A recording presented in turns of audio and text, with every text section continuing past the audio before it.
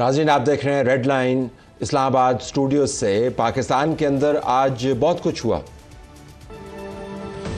Toshakhana case से मुतल्लिक Islamabad high court और session court कल फैसला सुनाएंगी। शहबाज शरीफ का गिला है कि मुझे इस्टेब्लिशमेंट का आदमी होने के ताने दिए जाते हैं, लेकिन कभी भी ज़ाती मफाद के लिए सिपा सालारों से मुलाकात नहीं की। चीफ जस्टिस बंदयाल कहते हैं फौज काबिल तारीफ है, उन्होंने 9 मई को गोलियां नहीं चलाई, मगर फौज को किसी भी गैर आईनी इकदाम से रोकेंगे। मरियम नवाज समझती हैं कि जज की एहलिया को बच्ची पर तशद्दुद के बावजूद जमानत इसलिए मिली क्योंकि वो जज की बीवी हैं। मुजरिम कितना ही ताकतवर हो, उसे सजा मिलनी चाहिए।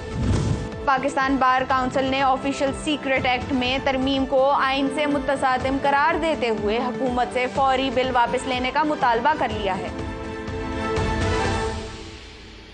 हम आज बात कर रहे हैं तोशाखाना केस के ऊपर, जिसको हम कह सकते हैं तोशा खान केस। इमरान खान का सियासी मुस्तकबिल अब आखिरी लम्हात पर आपको नज़र आता है, फैसले की हद तक। इसके बाद इमरान खान मुकम्मल तौर पर इस केस से जान छुड़ा पाएंगे या ये केस उनको ले डूबेगा। तीनों अदालतों के अंदर, सुप्रीम कोर्ट के अंदर, हाई कोर्ट के अंदर, इस्लामाबाद हाई कोर्ट के अंदर और लोकल अदालत के अंदर ये केस इस वक्त ज़ेरे बहस है।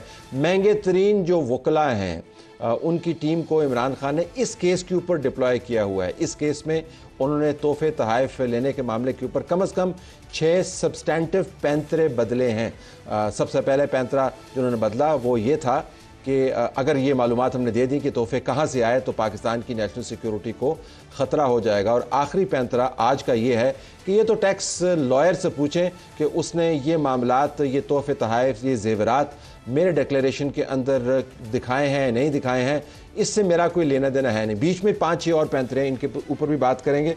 प्रोग्राम 2 हिस्सों में हमने तकसीम किया हुआ है। पहले हिस्से में हम अनुशा रहमान साहिबा से बात करेंगे, साबिक वज़ीर बराए इंफॉर्मेशन टेक्नोलॉजी मुस्लिम लीग नवाज़ की तरफ से। इनकी जमात के एक मेंबर ने इनके साथ मिलकर वो रेफरेंस या वो मामला उठाया जो बाद में एक रेफरेंस की सूरत में इलेक्शन कमीशन में गया और वहाँ से घूमता हुआ अदालतों के अंदर आ गया। इनसे हम जानना चाहेंगे कि अभी तक जो डेवलपमेंट्स हुई हैं उनसे इनको क्या लगता है, ये कितना तगड़ा केस है इमरान खान के खिलाफ। उसके बाद हम आज की कोर्ट की प्रोसीडिंग्स और कल की जो मुतवक्को प्रोसीडिंग्स हैं उनके ऊपर जो गुरुज ऑफ कोर्ट्स हैं उनसे बात करेंगे। अब्दुल कयूम सदीकी साहब, हसन अयूब खान साहब, साकिब बशीर साहब, तीनों हमारे साथ यहाँ पर मौजूद हैं। आप तीनों की इजाज़त से पहले मैं अनुशा रहमान से बातचीत कर लूँ और उसके बाद फिर हम आपकी दानिशमंदी से मुस्तफ़ीद होंगे। आप पेशेंस का शुक्रिया। अनुशा, अगर मैं आपसे पूछ पाऊँ कि ये केस है क्या आपकी नज़र में, ज़रा मैं आपका पर्सपेक्टिव जानना चाहूँगा। ये ओपन एंड शट केस है, ये बहुत कॉम्प्लेक्स केस है, इसके अंदर से गुंजाइश बहुत है इमरान खान के लिए, कोर्ट्स की तशरीह की गुंजाइश ज़्यादा है नहीं है? ज़रा 2 लफ्ज़ों में बताइएगा ये केस है क्या और कितना तगड़ा है।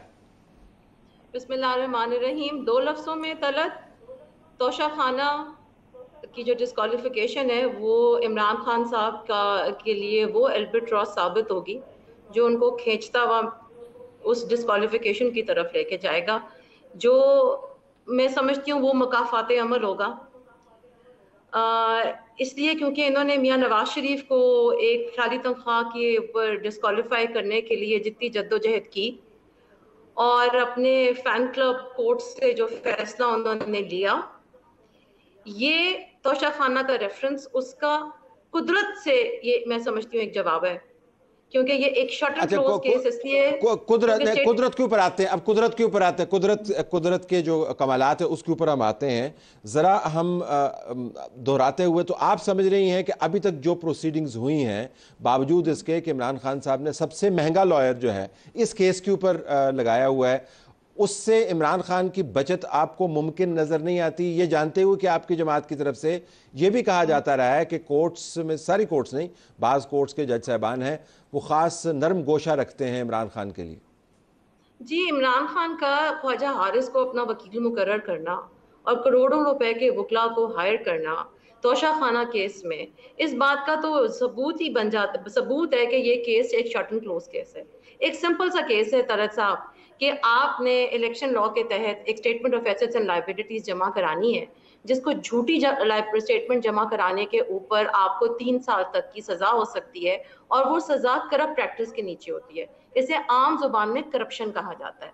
तो करप्शन का मंत्रा पढ़ना वाला बंदा जो है वो अब तक खुद तलाशी देने के लिए तैयार नहीं हो रहा। जब ये बात सामने आई 2018-19 के उसके statement of assets and liabilities को देख के कि उन्होंने जो इस वक्त तकरीबन कई कई करोड़ रुपए के जो तहाइफ लिए, उन तहाइफ को उन्होंने खुद माना इलेक्शन कमीशन के सामने कि हाँ ये तहाइफ लिए, और उन्होंने ये भी माना कि मैंने अल्फला बैंक की स्टेटमेंट के अंदर ये जो अमाउंट पड़ा हुआ है ये उन तहाइफ की मद में ये पैसे मेरे पास आए, जिसके नतीजे में इलेक्शन कमीशन ने कहा कि आपने फिर ये बात डिलिबरेटली कंसील की अपने 18-19 के स्टेटमेंट ऑफ एसेट्स में से, इसलिए आपको डिस्क्वालीफाई किया जाता है और आपके ऊपर ये करप्ट प्रैक्टिसेस का जो केस है वो डिस्ट्रिक्ट सेशन कोर्ट में चलेगा। तो इतनी छोटी सी मामूली सिंपल बात है, ये वही बात है जिस बात के ऊपर मियां नवाज शरीफ को 3 दफा के वजीर आजम को एक खाली तनख्वाह पे जब नाअहल किया गया, तो अब इस करोड़ रुपए को चोरी करने वाले एक साबका वजीर आजम को वजीर आजम होते हुए जब उसने ये काम किया, तो क्यों ये फैन क्लब कोर्ट ने इसको बार बार जो है वो और केसेस में तो बहुत दफा छुट्टी दी। और मैं समझती हूँ कि शायद अब ये एक ऐसा केस आ गया है जिसमें 2 दफा हाई कोर्ट ने और एक ही बात के ऊपर इमरान खान को वापस सेशन कोर्ट में भेजा है कि आप जाके वहां पे अपना ट्रायल जो है वो। अच्छा, अब जरा इमरान खान के स्टैंड की थोड़ी सी बात कर लेते हैं अनुषे। उन्होंने बहुत सारे पैंतरे बदले, मैंने प्रोग्राम के आगाज में कहा। आज कल के दिनों में जो उन्होंने 2-3 बातें की, पहले तो उन्होंने ये कहा जी कि ये तो मेरे मिलिट्री सेक्रेटरी ने बेचे हैं और अगर आपने पूछना है तो आप उनको बुला लें। तो ये भी मुमकिन अपनी तरफ से वो दिफा ये कर रहे हैं कि जी मुझे क्या पता, अब इतने तोहफे आते थे वो बेच दिए होंगे। तो मिलिट्री सेक्रेटरी के ऊपर वो मलबा डाल रहे हैं। तो मैं ज़रा पहले आपका रद्द-ए-अमल जानना चाहूँगा कि ये कितना स्ट्रॉन्ग आर्गूमेंट आपको लगता है? मुझे लगता है कि मुझे ख्वाजा हारिस साहब को ये दरख्वास्त करनी चाहिए कि वो अपने मौक़िफ़ से कहें कि वो आइंदा आने वाले दिनों, महीनों, सालों में जो वो स्टेटमेंट्स भरते हैं ना, वहां पे लिखा होता है कि मैं बकायमी होशो हवास ये स्टेटमेंट पे साइन कर रहा हूँ, तो वो आगे लिख दिया करें मैं बकायमी होशो हवास, जिसको भी उन्होंने कुर्बानी का बकरा बनाना है उसका नाम लिख दिया करें कि जी फलां फलां बंदे के कहने पे मैंने ये स्टेटमेंट भरी है। क्योंकि बाद में जो ड्रामा चलेगा और बाद में जो फिल्म चलती है कोर्ट्स के अंदर, उसमें तो लीगैलिटी तो कोई है नहीं।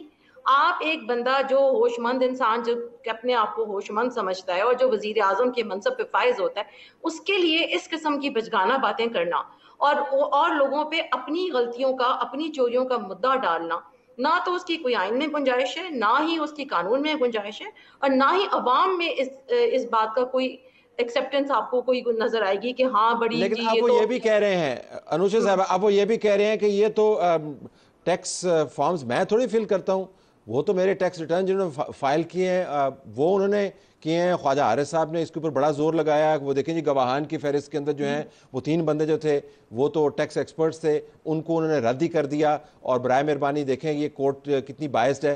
तो आप वो ये भी कह रहे हैं उनका कि मैं तो फॉर्म फिल करने वाला बंदा नहीं हूँ, मैं तो बड़ी बड़ी बातें करता हूँ, मुस्लिम उम्मा की बात करता हूँ, इनकलाब की बात करता हूँ, मेरा क्या लेना देना।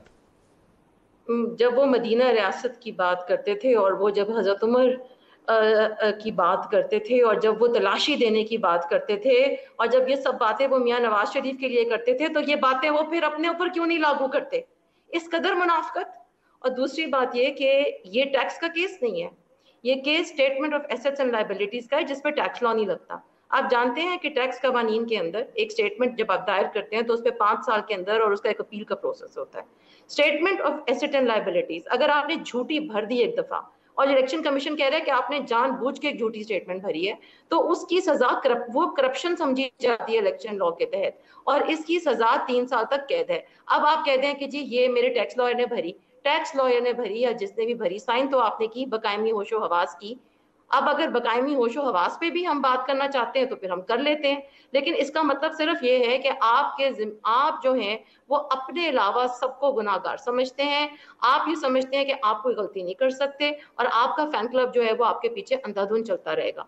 ना ये पहले शायद ये पाइट पाइपर की ये सारी बातें जो थी वो लोगों को यू टर्न और ये सब बातें लोग जो थे उन्होंने उनको शायद लाइटली लिया हो, लेकिन अब ये चीज अब आगे नहीं चलेगी। दूसरी बात ये कि इलेक्शन कमीशन के सामने इमरान खान साहब ने जो स्टेटमेंट दाखिल की थी जिसमें उन्होंने बैंक अल्फला में जो पैसे आए उनको माना कि ये प्रोसीड्स हैं जो इन तहाइफ को बेचने के बाद मुझे मिले। अब वो आके डिस्ट्रिक्ट एंड सेशन कोर्ट में एक मुख्तलिफ बयान जमा करा देते हैं, तो क्या लिखेंगे वो कि मैंने जो बयान इलेक्शन कमीशन में जमा कराया था वो मैंने अकाउंटेंट के नाम पे जमा कराया था। अब आइंदा जब ये हाई कोर्ट में जाएगा तो ये कहेंगे कि ये जो बयान मैंने डिस्ट्रिक्ट एंड सेशन कोर्ट में जमा कराया था, उसके ऊपर जो भी लिखेंगे बाद में अगर वो फिर ये कहेंगे कि ये, मैं यही कहने वाला था, उन्होंने कहना कि मैंने ये भी नहीं लिखा था कि मैंने ये लिखा था, वो तो किसी और ने लिखा था, ख्वाजा हारिस ने लिखा था। अब ये अगली बारी ख्वाजा हारिस की है। अब हाई कोर्ट में जब ये केस जाएगा तो ये सारा मुद्दा इन्होंने ख्वाजा हारिस पे डालना है और अपने बाकी वकला पे डालना है। और क्या कोई भी अदालत, चाहे वो कितना बड़ा फैन क्लब क्यों ना हो इमरान का, वो अदालत किसी भी सूरत में किसी भी वकील को पर्सनल लाइबिलिटी के तौर के ऊपर उस स्टेटमेंट को बिल्कुल इन्फोर्स नहीं करेगी। तो कानूनी तौर के ऊपर इन स्टेटमेंट्स की कोई बेसिस नहीं है। ये सिर्फ एक मजाक है जो वो कर रहे हैं अपने फैन क्लब को, वो उस वक्त डील कर रहे हैं। वो फैन क्लब कितनी देर तक अंधाधुंध उनको फॉलो करता है, मैं समझती हूँ कि वक्त ने साबित किया कि अब इस किस्म की गुफ्तगू की और इस किस्म की बुहतान तराजी की गुंजाइश नहीं रही है। सोशल मीडिया का दौर है। I have to leave it there, Anuj. I have to leave it there, Anuj. I'm sorry, we short on time here. बहुत शुक्रिया आपने हमें वक्त दिया। आइए जी अब इसके ऊपर ज़रा बात कर लेते हैं। अनुज ने जो बातें की वो तो उनकी पार्टी का पॉइंट ऑफ व्यू है।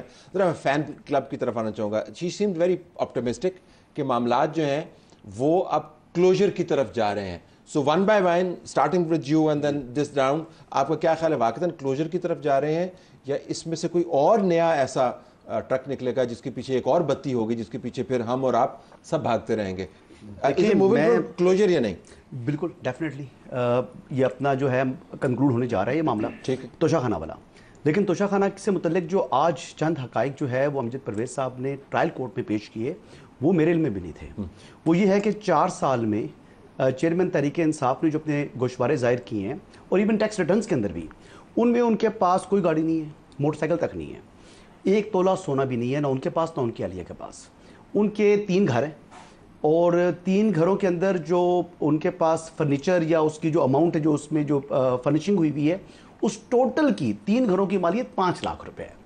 अच्छा और बात आपको बताऊं, फर्नीचर जी, फर्नीचर फिक्सचर जितनी भी चीजें, 3 घरों के फर्नीचर, 3 घरों के जी, 3 घरों के, जो उनकी अहलिया का भी बनीगाला में घर है और एक जो उनका 5 लाख रुपए टोटल ऑल टुगेदर, तीनों की मालियत 5 लाख रुपए, मैं आपको बता रहा हूँ। अच्छा इसके अलावा जी 107 मिलियन के तहाइफ उन्होंने तोशाखाना से लिए जिसका उन्होंने 25% पे किया और जो अपना वो शो कर रहे हैं 58 मिलियन यानी 5 करोड़ 80 लाख रुपए वो कह रहे हैं मैंने रिटर्न में इसलिए जाहिर नहीं किए क्योंकि वो कुछ जो तहाइफ मैंने लिए वो मैंने जून से पहले फरोख्त कर दिए। मतलब ये ऐसा केस है। और फिर ये सादिक और अमीन भी हैं, अब देखें ना, एक तो बड़े गरीब भी हैं, अपनी गाड़ी भी नहीं है, मोटरसाइकिल भी नहीं है। हाँ उनके पास 4 बकरियां हैं, वो 4 बकरियां उन्होंने 2018, 19, 20 के गोशवारों में जाहिर की हुई हैं और मेरा से अभी जो लेटेस्ट रिटर्न गोशवारे हैं उसमें भी वो जाहिर कर रहे हैं अपनी बकरियां उनके पास इंटैक्ट हैं। बाकी ना उनके पास गाड़ी है, ना उनके पास 1 तोला सोना है, ना उनके पास कोई घड़ी है, ना उनके पास कोई वैल्यूएबल चीज़ नहीं है जो घरों के जो टोटल चीज़ है। यानी उनके पास 300 कनाल का एक घर है जो कि बनीगाला वाला है, फिर उनके पास कोई 7-8 कनाल का घर है जो जमान पार्क वाला है और फिर 3 कनाल का उनकी अहलिया का है। फिर इसके बाद हाँ उनके पास ज़री अराजी ज़रूर है जो उन्होंने इनहेरिट की है, लेकिन ज़री अराजी के बावजूद उनके पास एक ट्रैक्टर नहीं है, उसके लिए कोई हल नहीं है, उनके पास थ्रेशर नहीं है, उनके पास, मैं भी खुद जिम्मेदार हूँ तो मुझे पता है कि ये चीज़ें रिक्वायर्ड होती हैं जब आपके जिम्मेदारी करनी होती है तो वो शायद रेंट पर लेते होंगे, फिर या ठेकर पे दी हुई होगी जगह, फिर यही मुमकिन हो सकता है, अदरवाइज तो मोक्कल भी तो हल चला सकते हैं। हाँ मोक्कल भी चला सकते हैं। But on more serious note, तो ही सेज के ये क्लोजर की तरफ जा रहा है, आपकी टेक क्या? देखें अभी मेरा ख्याल है कि इसमें बहुत सारी चीज़ें इन्वॉल्व हैं। अब ये तीनों अदालतों के अंदर बैक वक्त है और जो वक्त है समात का शायद 11 बजे है और 11 बजे के बाद अब देखना ये कि किसके 12 बजेंगे। तो 12 बजने वाले जो हैं वो इम्कानात जो एक्यूज हैं इस केस के अंदर उनके लग रहे हैं। ठीक है। और अब ये देखें ये जो सुप्रीम कोर्ट के अंदर चीजें पड़ी हुई हैं वो हैं, कोर्ट बाय कोर्ट चलते हैं। Let's start with supreme court, फिर उसके बाद फिर इस्लामाबाद हाई कोर्ट पे आ जाते हैं, फिर सेशन कोर्ट पे, कोर्ट बाय कोर्ट चलते हैं। सुप्रीम कोर्ट के अंदर जो इनको स्टे नहीं मिला था उसके खिलाफ अपील है जिसके ऊपर अदालत ने कहा कि हाई कोर्ट ने कोई ऑर्डर नहीं दिया है, ऑर्डर के बगैर हम किस चीज को देख सकते हैं। ठीक है। तो अब उसमें सुप्रीम कोर्ट में इनकी इस्तदा क्या है व्यूअर्स के लिए, इस्तदा क्या कह रहे हैं कि ट्रायल जो है वो रोक दिया जाए, जो कि नहीं मिला था। और अब जो है वो अदालत ने इसलिए कहा कि हाई कोर्ट का फैसला आएगा और फिर वो जो कल सुबह मुतवक्को है, जो कि कल सुबह मुतवक्के है। तो अब वहां पे अगर हाई कोर्ट जो है वो ये इमरान खान साहब की दरखास्त से मंजूर कर लेती है कि केस ट्रांसफर की और जज साहब पर हमें एतमाद नहीं है, और जो है फैसला जो है अनाउंसमेंट ऑफ जजमेंट नहीं होगी, और फिर जब से ऑब्जेक्ट किया उस जज की के ऊपर तो फिर ट्रायल फिर वहां से शुरू होगा कानूनन, जहां पे उस जज के ट्रायल के ऊपर ऑब्जेक्ट किया गया जो कानूनी पोजीशन है, और अनाउंसमेंट ऑफ जजमेंट जो है वो रुक जाएगी। ठीक, तो उसके बाद फिर वो प्रोसेस है। लेकिन आपका इस मामले में कंक्लूजन ये है कि ये प्रोसेस जो है अब हतमी नतीजे की तरफ जा रहा है, नहीं जा रहा? दो लफ्ज़ ये होगा subject to Islamabad high court के फैसले के ऊपर। अगर ये डिसमिस हो गई तो फिर इनकी ऑटोमेटिकली सुप्रीम कोर्ट के अंदर पड़ी हुई चीजें इनफ्रक्चर्स होंगी, तो इसलिए जो है वो वापस जो है वो हाई कोर्ट फिर उसके बाद वो फ्री होगी कि अपना फैसला जो है वो सुना सके, सेशन कोर्ट जो है फैसला सुना सके। जी, अगर मंजूर हो गई तो फिर वो वाली सूरत हाल है कि फिर योर टेक किस तरफ जाता हुआ नजर आता? जो चेयरमैन पीटीआई की जो लीगल टीम है वो टेक्निकल ग्राउंड पर ये केस ज़्यादा लड़ रही है। जिस तरह उन्होंने मेरिट्स बताए केस के बहुत सारे जो किया गया, लेकिन टेक्निकल ग्राउंड पर ज़्यादा लड़ रही है। वो टेक्निकल ग्राउंड्स हैं कि हमें समझाएं तो। टेक्निकल ग्राउंड सबसे बड़ा ये है कि जो जुरिस्डिक्शन है कि ये केस काबिल समात है या नहीं है। ठीक है, वैसे तो ये मतलब सवाल किया जाता है कि खान साहब उन पे कोई एतराज़ है, कोई ऑब्जेक्शन है तो वो जवाब दें, जो चोरी नहीं की तो फिर चुप क्यों रहे हैं। लेकिन इसमें टेक्निकल ग्राउंड पर कि जुरिस्डिक्शन काबिल समात है या नहीं है। 5 मई को इस्लामाबाद के सेशंस कोर्ट को इख्तियार नहीं है कि वो इस मुकदमे को सुन सके। वो ये कहते हैं कि 120 दिन का बार है कि जिस दिन नॉमिनेशन फॉर्म कोई भी जमा करवाता है तो 120 दिन के अंदर अंदर हो सकता है कंप्लेंट, उसके बाद नहीं हो सकती। 5 मई को सेशन कोर्ट एक फैसला करती है जिस के ये काबिल समात है। 4 जुलाई को हाई कोर्ट ये कहती है कि 5 मई का सेशन कोर्ट का फैसला ठीक नहीं था, उसमें नक्स है और बहुत सारे सवालात उठाए गए उस पर, और एक 9 से 10 क्वेश्चन फ्रेम किए गए। ठीक, उसके बाद 8 जुलाई को सेशन कोर्ट फैसला कर देती है। इस्लामाबाद हाई कोर्ट उनको 7 दिन देती है, तो उन 3 दिन में वो फैसला कर देते हैं कि नहीं ये हमारी जुरिस्डिक्शन है। लेकिन वो एक्स पार्टी हो जाता है जहां पे जो चेयरमैन पीटीआई हैं उनके वकला को नहीं सुना जाता। अदालत ये कहती है कि हमने 3 दिन उनको दिए, बुलाते रहे, इंतजार करते रहे, हमने जो है वो कर दिया। तो अब मामला ये है कि ये इस्लामाबाद हाई कोर्ट में मैटर है और कल इस पे भी फैसला आना है। आप भी ये कह रहे हैं कि बहुत इंपॉर्टेंट इस्लामाबाद हाई कोर्ट के फैसले के बाद ज्यादा क्लैरिटी आएगी इस वजह से? बिल्कुल, इस्लामाबाद हाई कोर्ट के फैसले के बाद क्लैरिटी आएगी। एक तो जुरिस्डिक्शन और दूसरा स्टे भी कल उस पे सुबह 9-10 बजे ये चीज आ जाएगी कि स्टे कर रहे हैं या नहीं कर रहे, क्योंकि जो 4 गवाह थे उनको उनका हक दिफा जो खत्म किया है कोर्ट ने, ये आर्टिकल 10A के तनाजुर में, वही मैंने आपको बताया कि जो टेक्निकल ग्राउंड्स है ना उनके आगे पीछे सेशन कोर्ट। मैं आपको पहले एक बात बताना चाहता हूं। ये देखिए तहरीक इंसाफ वाले तमाम लोग जितने भी उनके लोग टेलीविजन पर आते हैं या हमसे मिलते हैं, वो एक ही डिफेंस लेते हैं जो ये बता रहे हैं कि 120 दिन ज़ायदुल मियाद हो गया जी, तो वो टेकअप नहीं कर सकता इलेक्शन कमीशन। बात ये है कि ज़ायदुल मियाद नहीं है क्योंकि विसल ब्लोअर है, एक मिसकंडक्ट हुआ है, एक कंसीलमेंट हुई है, फ्रॉडरी हुई है, आपके पास एक असासियां आपने जाहिर नहीं की है, उन्होंने विसल ब्लो कर दी, रेफरेंस आ गया स्पीकर के थ्रू। ठीक, वहां से जब ये मामला आ गया तो 120 दिन वाला बार खत्म हो गया और ये क्रिमिनल मामला है, ये क्रिमिनलिटी है।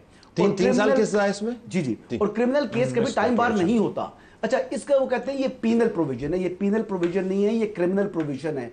और उसी वजह से ही सीआरपीसी के हवाले से अगर आपको याद होगा तो ख्वाजा हारिस साहब वो सेक्शन जो है उसका 526 पढ़ा रहे थे हमें, कि उसमें लिखा है कि जब तक जुरिस्डिक्शन का मामला तय नहीं होगा तो ट्रायल कोर्ट जजमेंट अनाउंस नहीं कर सकता, लेकिन जजमेंट रिजर्व कर सकता है। This what they have been saying. तो जब ये सूरत हाल है तो जुरिस्डिक्शन वाला मामला वहीं आ गई ना इस्लामाबाद हाई कोर्ट के अंदर ये क्वेश्चन। लेकिन जुरिस्डिक्शन तो वो 120 में मामला तो वहां पर क्लियर हो गया। टेक्निकल मामलात के साथ साथ हमें दूसरे मामलात भी देखने चाहिए जो पब्लिक रेलम के अंदर है। मसलन जो जस्टिस दिलावर साहब हैं, दिलावर साहब, उनके बारे में जो कैंपेन्स चल रही हैं, तो इमरान खान ने एक बहुत बड़ा स्टैंड पब्लिकली भी लिया हुआ है, अपने वीलॉग के अंदर भी वो करते रहते हैं। वो कहते हैं कि ये जज तो मेरे बिल्कुल खिलाफ है, ये इनकी पोस्ट देखें और आप उसकी तहकीक करें। आज भी ट्वीट के अंदर कहा हुआ है, रिपोर्ट आ गई ना की। तो अच्छा, अब उसके ऊपर आइए, ये कितना बड़ा फैक्टर हो सकता है इस्लामाबाद हाई कोर्ट की जजमेंट को इन्फ्लुएंस करते हैं? I just want to get a sense of it. देखिए प्रेशर तो है। अगर देखिए जस्टिस जया अफरीदी साहब को चाहिए ये था, जो 3 रुकनी बेंच था, कि जब हाई कोर्ट का ऑर्डर ही नहीं है, उन्होंने सवाल भी किया कि हाई कोर्ट का ऑर्डर किधर है। जब हाई कोर्ट का ऑर्डर नहीं है तो फिर उन्होंने नोटिस क्यों किया और कल के लिए यानी 4 तारीख के लिए इस केस को जो है वो समाअत के लिए मुकर्रर क्यों किया। फिर उसके बाद आप अपना ऑर्डर देते हैं, उस पर कहते हैं कि किसी और बेंच के सामने फिक्स करें, और फिर केस उन्हीं के बेंच के सामने फिक्स हो जाता है कल के लिए। तो फैक्टर है, इनका प्रेशर है, ये इनका जो ट्रोल्स हैं ये बहुत ज़्यादा तज़ीक करते हैं। हर आदमी की इज्जत, हर आदमी अपनी इज्जत बचाना चाहेगा, तो ये चीज़ है। लेकिन अब दूसरा काम उन्होंने एक और किया, बड़ा टेक्निकल खेले हैं। जब उनके ऊपर केसेस बने ना इमरान खान साहब के ऊपर, तो उन्होंने वुकला को अपने साथ मिलाना शुरू किया, और बड़े सक्सेसफुली उन्होंने वुकला की एक बड़ी फोर्स अपने हमायती बना ली है। उनके हामियों में सुप्रीम कोर्ट बार के प्रेसिडेंट शामिल हैं, जो कि पहले नहीं थे। जो पहला ग्रुप था उन्होंने पूरा ग्रुप बना लिया, और अब जब किसी अदालत में आते हैं वो, तो एक पूरी फोर्स होती है। जिस दिन आप उस दिन आ रहे थे कमरा अदालत में, आने में कितना आपको वक्त लगा और कितना शोर था बाहर, और वुकला उनके जो सुप्रीम कोर्ट की सिक्योरिटी ले लेते हैं। वो तो मामला यहाँ तक भी है ना कि हो सकता है इमरान खान को ऑर्डर कम्युनिकेट ना हुआ हो, तो वो आवाज ना पहुंचे। मुझे ब्रेक लेने थे, ब्रेक के बाद मैं वापस आऊंगा। मामला सिर्फ ये वुकला को साथ मिलाने का नहीं है। अब तो उन्होंने जज साहबान को ये भी कहना शुरू कर दिया है, गलत नाम लेके, गलत साल बता के, बरतानिया की मिसाल उन्होंने दी, नाम गलत ले दिया उसके अंदर, और कहा कि जज जो है वो फांसी पर चढ़ जाता है। वो तो जजों को ये भी कह रहे हैं कि आप फांसी पर चढ़ जाएं और मुझे बचा लें। आप वुकला की बात करें तो जजों को फांसी की तरफ भेज रहे हैं ताकि मैं बच जाऊं। ब्रेक के बाद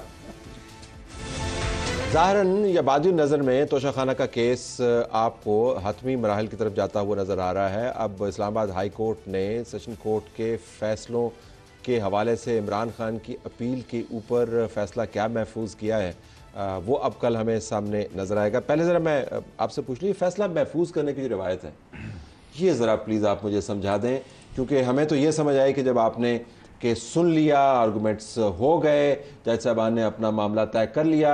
ज़ाहिर है शॉर्ट ऑर्डर लिखने में तो फसी बलीग हैं और लिखते भी अच्छा हैं, तो उसमें तो वक्त नहीं लगना चाहिए। ये फ़ैसला महफूज क्यों होता है? देखें, अब ये तो वैसे एक रवायत है इसको, लेकिन हमने तो ये देखा है कि जो दीगर जज साहबान हैं वो ओपन कोर्ट के अंदर जब हेयरिंग हुई तो उसके बाद अब तो अकेले हैं, तो जो भी फैसला है उसको शॉर्ट ऑर्डर में अलाउड या डिसमिस, ये तो कम से कम कहा जा सकता है। लेकिन फिर भी एहतियात के तौर के ऊपर मेरी एक बात हो रही थी। अच्छा, ये बात जो है ना, ये इसलिए रिजर्व होना, एक वकील साहब हैं जो पुरानी हैं और उमर अता बंदयाल साहब के साथ उनकी अदालत में बहुत पेश होते थे। अब बंदयाल साहब का ये एक इशू है कि वो बार बार बहुत सारे ड्राफ्ट बनते हैं, और जज का ये इशू होता है कि मेरा फैसला जो है वो टर्न डाउन ना हो, तो इसलिए वो बहुत ज़्यादा उसको अर्करेजी के साथ देखते हैं, जिसमें लेकिन तफसीली फैसले की जो बात नहीं कर रहे, तो हम तो शॉर्ट ऑर्डर की बात कर रहे हैं जिसमें तमाम ऑपरेटिव पार्ट जिसमें काविश करने की जरूरत नहीं है। हाँ बिल्कुल ठीक है, लेकिन एक ये उनके पास है, होना और, नहीं चाहिए। और कमाल ये है कि वो टाइम होता है इस तरीके से कि लगता है कि वो उसके फैसले का इंतजार कर रही है, सुप्रीम कोर्ट हाई कोर्ट के फैसले का इंतजार कर रही है, और सेशन कोर्ट जो है वो हाई कोर्ट के फैसले का इंतजार कर रही है, और हम सब इंतजार कर रहे हैं कि ये डिस्कशन में किस तरफ लेके जा रही है। बट अब ये देखें ना, वो आप बात कर रहे थे तो इमरान खान साहब की जो बात है कि वो मेरा ख्याल में ये केस के फैसला आने के बाद कहेंगे कि केस तो वकील आ रहा है, सजा भी उसको होनी चाहिए। आर्गूमेंट ये हो सकता है, आर्गूमेंट ये हो सकता है। लेकिन कोर्ट्स की तरफ से अब जरा दोबारा इस्लामाबाद हाई कोर्ट के अंदर जो है वहाँ पर जो आर्गूमेंट्स हुए हैं, आपको क्या लगता है कि उन आर्गूमेंट्स की बुनियाद के ऊपर ये मामला किस तरफ जा सकते हैं? देखें, मैं अगर तो केस इतना वाजे होता कि क्लियर है, तो मेरा नहीं ख्याल है कि उसके अंदर अलाउ करते हुए कोई ताख़ीर होती। ठीक, तो गालिब इम्कान यही है कि मुझे नहीं लगता कि इमरान खान साहब को कोई रिलीफ कल हाई कोर्ट से मिल सकेगा। एक मॉरल साइड भी हमें इस तरफ लाना चाहिए, क्योंकि बहुत सारी आर्गूमेंट हमारी मॉरल साइड से आती है। जज साहबान हमें मॉरलिटी सिखाते हैं, बड़े बड़े जो वकला हैं, जो बहुत सारे, इस केस में नहीं लेकिन बहुत सारे 2 नंबर लोग से पैसा बनाते हैं, वो हमें खड़े होकर बताते हैं जी कि मोरालिटी क्या होती है। तो तोशा खाना की मोरालिटी के ऊपर साके अगर हम रिफ्लेक्ट करें कि ये सारे के सारे लोग जो हैं वो रसीदें मांगते रहे दूसरे लोगों से और रसीदा और तो और हमसे ही पूछते रहे कि आपकी तनख्वाहें क्या हैं, टैक्स के केसेस बनते रहे। ये मोरालिटी जो है ये कोर्ट के अंदर को मुझे डिबेट होती ज़्यादा नज़र नहीं आई तोशाखाना के हवाले से, वरना तो पिछले जितने केसेस थे जहाँ पर फाइनेंस इन्वॉल्व है वहाँ पर इखलाकियात के ऊपर लंबे चौड़े लेक्चर हमें मिलते थे। अब बिल्कुल टेक्निकल गुफ्तगू होती है, कोई मोरालिटी वाला आर्गुमेंट नहीं। बिल्कुल, मैंने आपको बताया कि टेक्निकल गुफ्तगू होती है। ये दिसंबर में मामला शुरू हुआ, अभी ये अगस्त में आके पहली दफ़ा हमने मेरिट्स को देखा है। इससे पहले टोटल जो है वो टेक्निकली वो चल रहे हैं और इस वक्त तक भी वो टेक्निकलिटी से बाहर नहीं आना चाह रहे, मतलब मेरिट्स की तरफ नहीं जाना चाह रहे। कल की जो बात तलाशी नहीं देना चाहते, जो मोरालिटी की आपने बात की वो तो है ही नहीं, वो डिबेट का हिस्सा भी मुझे हैरानी है कि हो चुकी है। मोरालिटी वाली देखिए उनका बात डिफेंस अली जफर साहब दे चुके हैं इलेक्शन कमीशन पाकिस्तान में। हाँ, वो बात नहीं है, उससे डिफेंस वो ले चुके हैं और अब जो ख्वाजा हारिस साहब वकील चेंज हो चुके हैं तो अब उससे वो ज्यादा एडिशनल क्या ग्राउंड लेंगे। ठीक, तो वो 580 मिलियन बता चुके हैं कि ये पैसे हमने इतने बेच चुके हैं, ये हमने इस तारीख से पहले फरोख्त कर दिए थे, सारी बातें हो चुकी हैं।